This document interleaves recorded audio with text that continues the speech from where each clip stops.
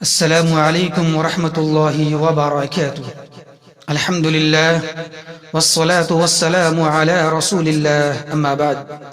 محترم سامعین کرام اور خواتین اسلام، آج کا ہمارا مختصر موضوع ہے غیبت کی جائز صورتیں، شکلیں کیا ہیں۔ محترم سامعین، غیبت ایک بہت ہی خطرناک اور کبیرہ گناہوں میں سے ایک بہت بڑا گناہ ہے، اور غیبت کے تعلق سے یہاں تک بات آتی ہے قرآن کے اندر بھی کہ غیبت کرنا ایسا ہے جیسا کہ اپنے مرے ہوئے بھائی کا گوشت کھانے کے برابر ہے۔ تو یہ بالکل بہت بڑا گناہ ہے اور گناہ کبیرہ ہے۔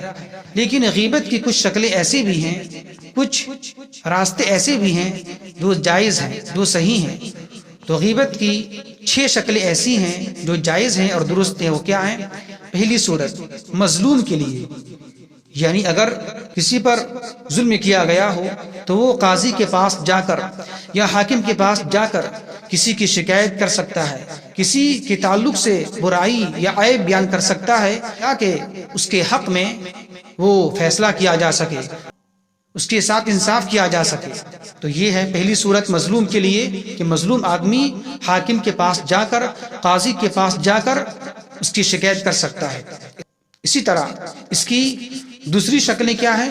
برائی سے روکنے کے لیے مدد طلب کرنا، یعنی مثال کے طور پر کسی کی شکایت، کسی کا عیب کسی کے سامنے اس لیے بیان کرنا، اس نیت سے بیان کرنا تاکہ وہ آدمی اسے سیدھا راستہ دکھا سکے، تاکہ وہ آدمی اسے روک سکے۔ جیسے مثال کے طور پر ایک انسان ہے جو گناہ کر رہا ہے، جو جھوٹ بولتا ہے، جو نمازیں چھوڑتا ہے، تو اس کی شکایت، اس کی برائی، اس کی عیب کو اس کے والدین کے سامنے اس نیت سے بیان کرنا تاکہ اس کے والدین یا اس کے بڑے بھائی یا اس کے گارجین اسے روک سکے، اسے منع کر سکے۔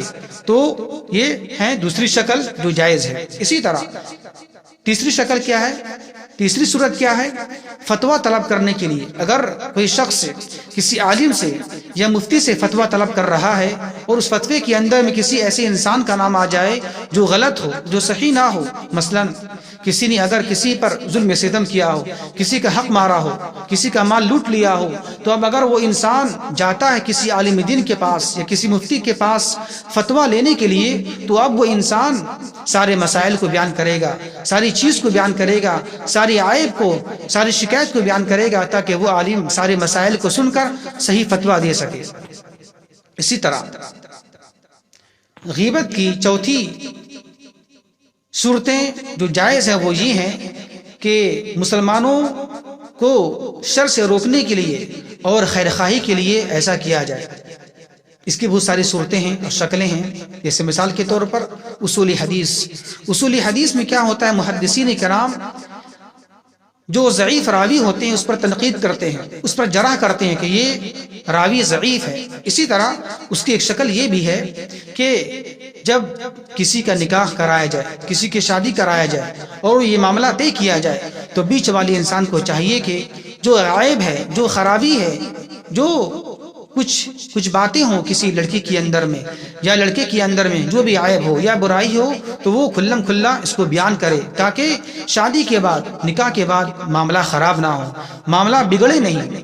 تو یہ شکلیں ہیں۔ اسی طرح غیبت کی 5ویں جائز شکل یہ ہے کہ اگر کوئی شخص، کوئی انسان کھلم کھلا گناہ کر رہا ہو، کھلم کھلا بدعات و خرافات اور غلط چیز کی دعوت دے رہا ہو، جیسے مثال کے طور پر ایک انسان ہے جو بدعات کر رہا ہے اور لوگوں کو گمراہی کی طرف دعوت دے رہا ہے، قرآن و حدیث کے نام پر سب کو گمراہ کر رہا ہے، تو اب ایسے وقت میں چاہیے کہ اس انسان کا نام لے کر لوگوں کے سامنے اس کی عیب کو، اس کی برائی کو بیان کریں تاکہ لوگ اس کی بدعات میں مبتلا نہ ہوں اور تاکہ لوگ گمراہ نہ ہوں اور تاکہ لوگ گمراہی سے بچ جائیں اور صراط مستقیم کو پالیں۔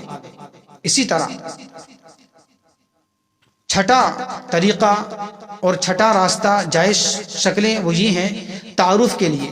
مطلب یہ ہے کہ اگر کسی محلے میں، معاشرے میں کوئی ایسا انسان ہو جو نام سے مشہور نہ ہو بلکہ کسی سرنیم سے یا کسی لقب سے مشہور ہو اور وہ لقب ایسا ہو، وہ سرنیم ایسا ہو جو سننے میں برا محسوس ہوتا ہو، جیسے لنگڑا، لولا، کانا یا لمبے ہاتھ والا یا بڑے بال والا، تو ایسا انسان جو نام سے مشہور نہ ہو، لقب سے مشہور ہو، تو تعارف کے لیے، پہچان کے لیے وہ لنگڑا، لولا یا کانا بولا جا سکتا ہے، تاکہ وہ انسان کو تعارف کیا جا سکے، اس کو پہچان کرایا جا سکے۔